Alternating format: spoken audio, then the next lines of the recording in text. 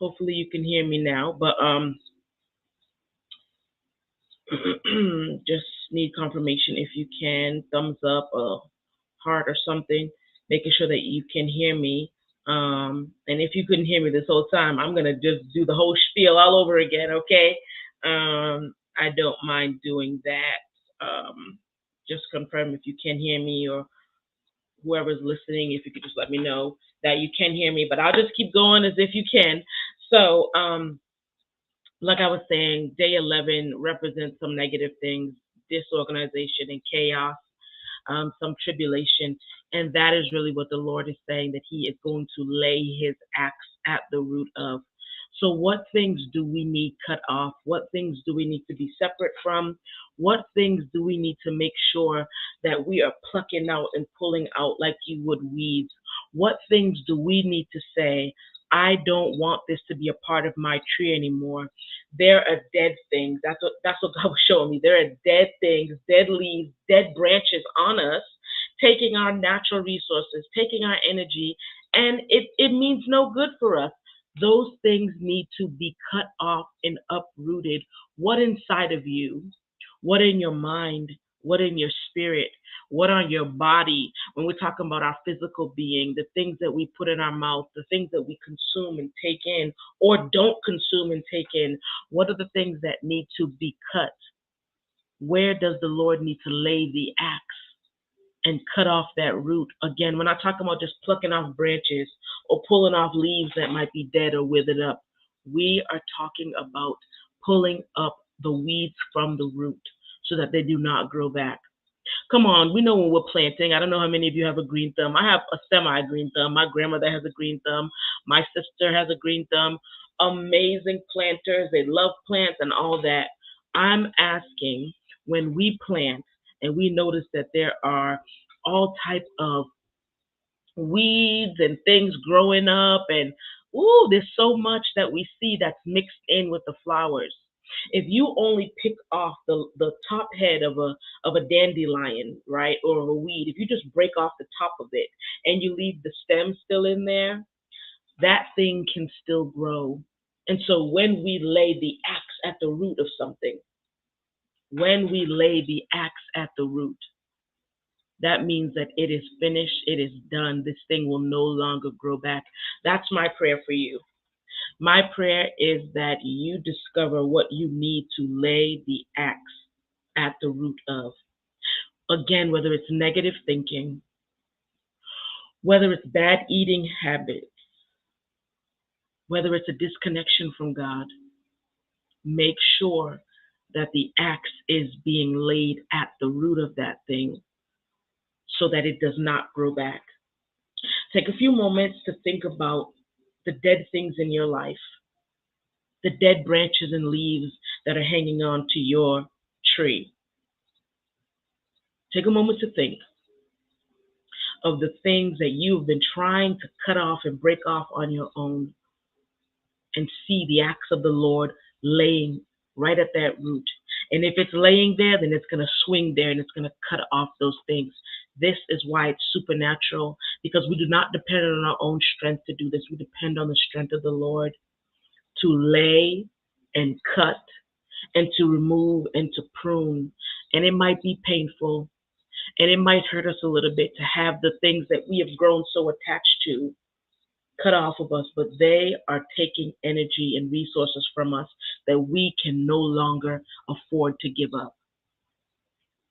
So we see the acts of the Lord cutting at the root of the things that we want to let go. Not want to let go, that we need to let go of. So some things we're clinging so tightly to, holding on to. We're holding on to unforgiveness and bitterness, hatred, guilt, shame, pain, trauma. Let the Lord lay His axe at the root of this. We're holding on to the sweets and the cookies and the soda that we really love and like, but it's not good for us. It doesn't like us. It tastes good, but it's not good for us. We're letting the Lord lay His axe at the root. And if He's laying it again, then He's going to swing it. And what in our spirit do we need cut off? Who have we allowed to come in? Who have we opened our spiritual doors to? Who and what atmospheres and different settings and entities and other spirits and demonic things have we allowed to come into the doors of our spirit that we need the Lord now to lay his axe at the root of, to cut those things off of us so we can soar and ascend and go higher? What is weighing us down? What is a millstone around our neck? What is an elephant sitting on our chest? Allow the Lord to lay the axe at the root and cut it off. It's one thing to identify what needs to go, and another thing to let it go. It's hard, it's difficult. Some of these things we've been carrying for 20 plus years, 15 years, 5 years. So it's become a part of our identity. The bad eating habits, the poor mindset, the disconnect in our spirit. It's become who we are. But on day 11, the day of chaos, of disorganization, tribulation, we allow those things to be cut out of our lives for good. That's why the Lord showed me he was cutting it off at the root. The root. Pulling it up at the root. Cutting it off at the root.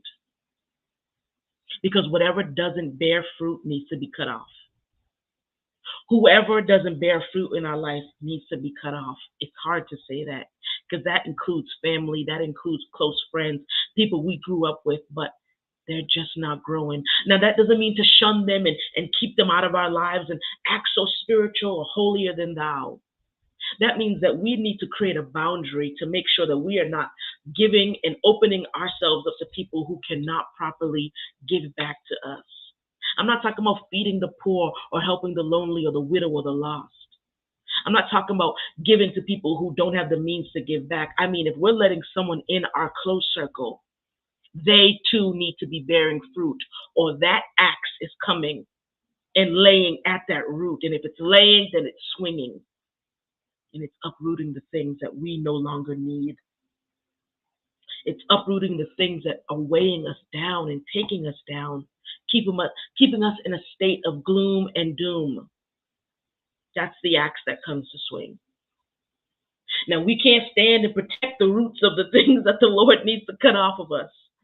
We identify it, we know it, but some of us are protecting those roots. Oh, no, don't pull this up.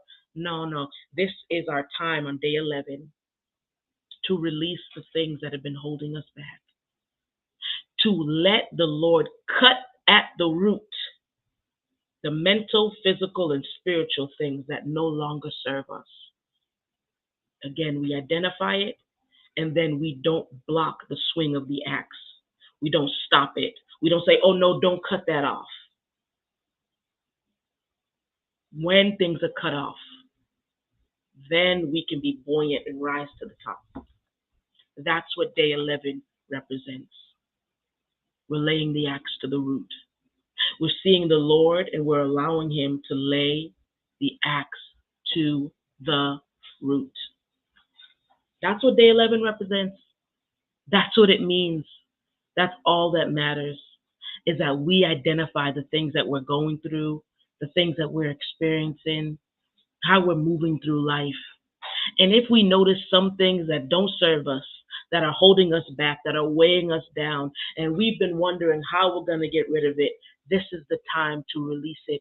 Imagine and see yourself releasing those things, letting those things go so that you can soar. You can do it. Don't block the swing of the axe anymore.